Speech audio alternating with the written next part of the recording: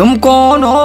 मैं रिपोर्टर हूँ। तुम रिपोर्टर हो तो यहाँ क्या करने आई हो? मैं इंटरव्यू लेने आई हूँ। किसका इंटरव्यू लेने आई हो? सोनू राजभर के।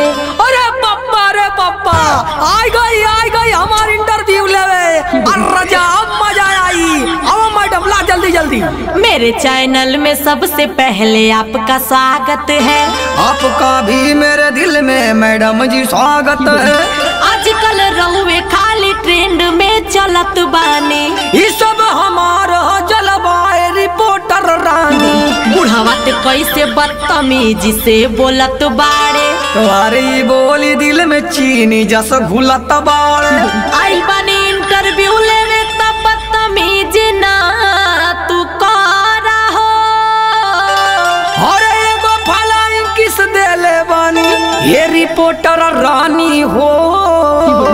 अपना होठे से हमार चुम्मा तू पकड़ा हो। पागल हो गए हो क्या?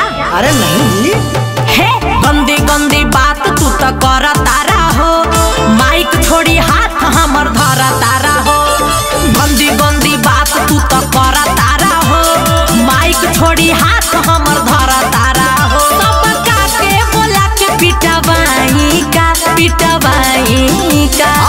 सुना ये हमार रिपोर्टर रानी। यार पीछा सब है जवानी। एक बेरी लाइव चलवाइना।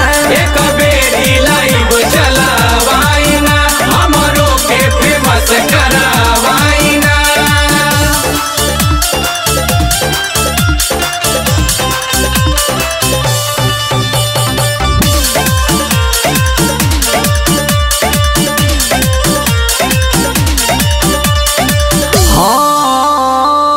बतावा नाम अपना चैनल के दवाई हो। का तू दबाई बायौरी काहे हम बताई हो। घंटी दबावे के बस बात हम करत बानी। रहतनी दूर ना तो होई हमके परेशानी। हाथे में लेके माइक टॉप लगतारू हो। लगत हो बुढ़ाऊ कुछ पे बाड़ा तू उतारू हो। बोलत हो तू ढेर तोहके अब पटाई हो।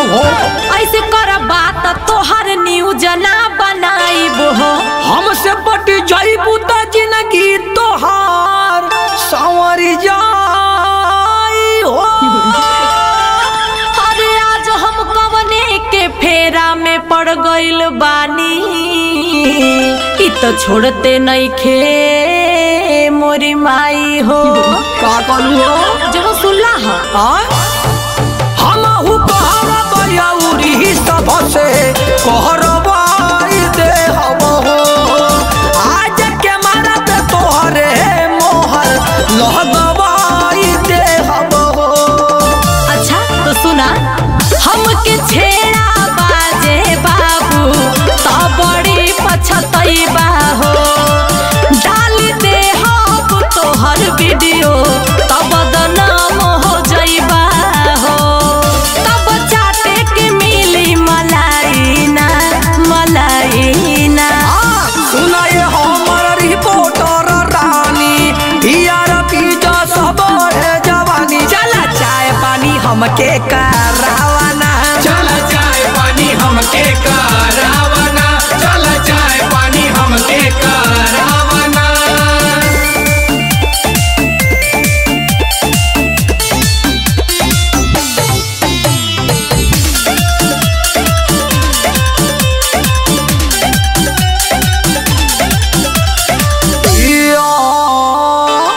मैकिया खानी तोहर गलवा बह नरम नरम।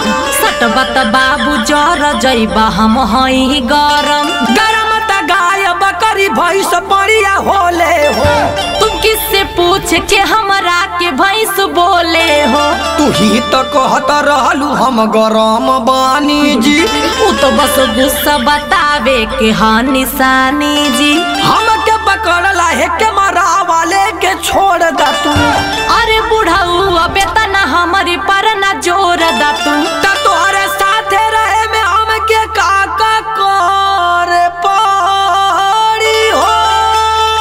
अरे हमारे जैसन एगो रिपोर्टर का कैनरा बैंक में तोहर खाता खोलावे के परी हो। अच्छा हाँ अजुआ खोलवा ले तो खोलवाला। तोहरा साथे रहे वाला कादा बनवाइले हब हो। आज किनारा बैंक में जाके खाता खोलवाइले हब हो। लगत है ना मन बे तू। आखिरकार तू हमारा साथे उत्तम रहिए के मनबा हो। लागता कि सोनू दिलीप से तू आगे निकलबा हो। तोहर नामे जवनिया हो पाई ना, हो पाई ना।